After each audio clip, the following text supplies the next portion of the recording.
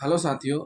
भारतीय साक्ष्य अधिनियम 2023 में धारा 26 बेदशाएं जिनमें उस व्यक्ति द्वारा सुसंगत तथ्य का किया गया कथन सुसंगत है जो मर गया है नहीं, जिसका पॉइंट नंबर 1 है मृत्युकालिक कथन या मृत्यु के कारण के बारे में कथन हम पढ़ रहे हैं। 1872 साक्ष्य अधिनियम में धारा 32 में वर्णित था। मृत्युकालिक कथन या मृत्यु के कारण के बारे में हम 9 भाग बता चुके हैं। 10वें भाग में हम बताएंगे मृत्युकालिक घोषणा का साक्ष्यिक मूल, मजिस्ट्रेट द्वारा अभिलिखित मृत्युकालिक कथन, चिकित्सक द्वारा लिखित मृत्युकालिक कथन। 3 कंडीशन हम इसमें बताएंगे भाग नंबर 10 में। तो भारतीय साक्ष्य अधिनियम 2023 की धारा 26 सब क्लॉज 1 मृत्युकालिक कथन है मृत्यु के कारण के बारे में भाग 10। तो जिन साथियों ने अभी तक हमारा चैनल सब्सक्राइब नहीं किया है तो सबसे पहले हमारा चैनल सब्सक्राइब कर लें और वीडियो को लास्ट तक जरूर देखें। मृत्युकालिक कथन एक ऐसा साक्ष्य है जो कि तथ्य एवं परिस्थितियों पर निर्भर करता है, उसे ग्राह्य किया जाए अथवा नहीं।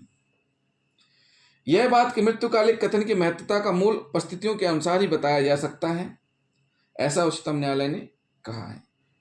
प्रश्न यह था कि मृतक को किसने छुरे से घायल किया।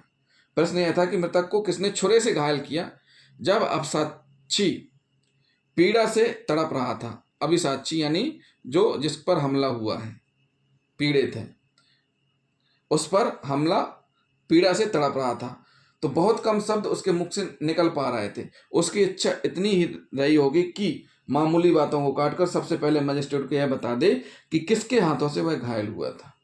मृत्युकालिक कथन का यह संक्षिप्त रूप परिस्थितियों के अनुसार सत्यता दर्शाता था और यह कि वह कोई सीखी सिखाई बात नहीं कर रहा था। कथन का सार भी अन्य गवाहों द्वारा बताई गई बातों के अनुकूल था। मृत्युकालिक कथन अभिलिखित करने में 2 दिन का विलंब हुआ क्योंकि मृतक बयान देने की ठीक मानसिक दशा में नहीं था।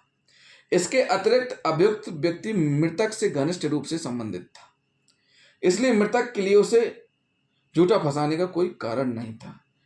यहां तक कि अभियुक्त ने धारा 313 सीआरपीसी के बयान के अंतर्गत भी अभियुक्त ने अपने आप को झूठा फंसाए जाने का कोई कारण नहीं बताया।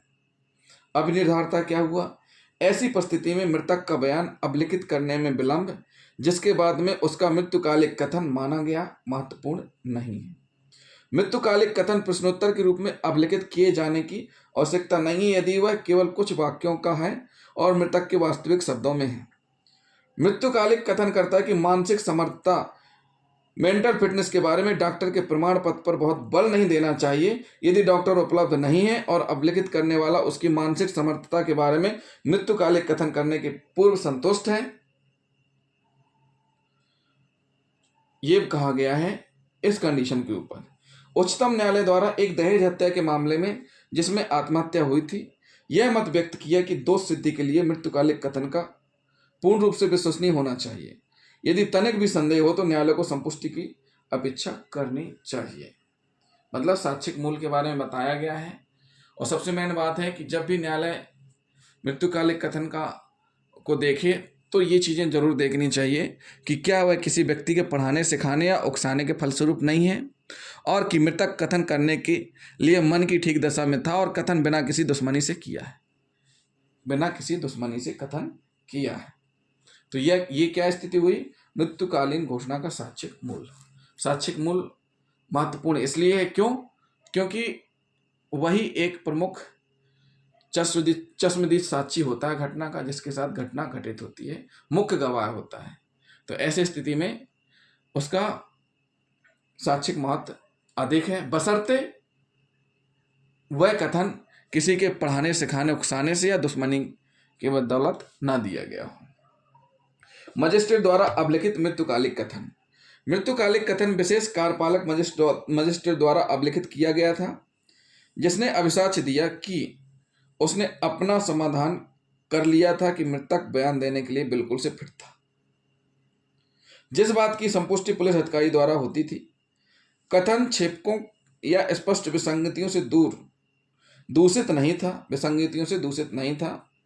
वह पहले से 2 मृत्युकालिक कथनों से सुसंगत था। यह अब निर्धारित हुआ कि मृत्युकालिक कथन पर निर्भर किया जा सकता है। और उसे चिकित्सक के इस प्रमाण पत्र के अभाव में भी ग्रहण किया जा सकता था कि मृतक कथन करने के लिए फिट स्थिति में था। जहां मृत्युकालिक कथन मजिस्ट्रेट द्वारा अभिलिखित किया गया था, जिस पर ना तो मृतक के हस्ताक्षर थे, ना ही उस पर उसके अभिलिखित किए जाने की तिथि और समय ही थी, और अभियोजन पक्ष इस बात का कोई स्पष्टीकरण नहीं दे सका कि मृतक हस्ताक्षर करने की स्थिति में नहीं था। अब निर्धारित क्या हुआ ऐसे में?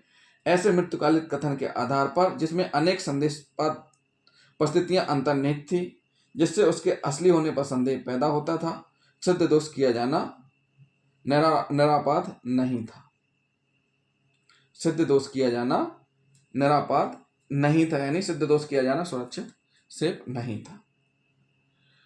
अब हम पढ़ेंगे चिकित्सक द्वारा लिखित मृत्युकालिक कथन। मृत्युकालिक कथन चिकित्सक द्वारा अभिलिखित किया गया था क्योंकि कोई मजिस्ट्रेट उपलब्ध नहीं था और मृतक ने अपने कथन में अभियुक्तों को स्पष्ट रूप से नामित किया था। कथन में मृतक की फिट स्थिति का उल्लेख नहीं था, किंतु अब साक्ष्यों में उल्लेख किया गया था। चिकित्सक द्वारा निर्गत चोट प्रमाण पत्र में यह दर्शित करते हुए प्रविष्ट थी कि चोटें कुछ व्यक्तियों द्वारा कायद की गई थी, जैसा कि मृतक द्वारा बताया गया। मृत्युकालिक कथन पर विश्वास किया गया। क्या किया गया? मृत्युकालिक कथन पर विश्वास किया गया। तो साथियों, ये था क्या? मजिस्ट्रेट द्वारा अभिलिखित मृत्युकालिक कथन, डॉक्टर द्वारा लिखित मृत्युकालिक कथन, और साथ ही साथ मृत्युकालीन घोषणा का साक्षिक मूल हमने आपको बता दिया है। तो जिन साथियों ने अभी तक हमारा चैनल सब्सक्राइब नहीं किया है, तो सबसे पहले हमारे चैनल को सब्सक्राइब जरूर कर लें। मृत्युकालिक कथन अगर मजिस्ट्रेट उपस्थित नहीं है तो वहाँ पर जो भी मौके में उपस्थित है पुलिस अधिकारी, वह भी कथन लिख सकते हैं और डॉक्टर भी लिख सकते हैं मृत्युकालिक कथन। तो साथियों, हमारे चैनल को सब्सक्राइब और लाइक करना ना भूलें। वीडियो को अधिक से अधिक शेयर करें और कमेंट भी करते जाएं। थैंक यू दोस्तों।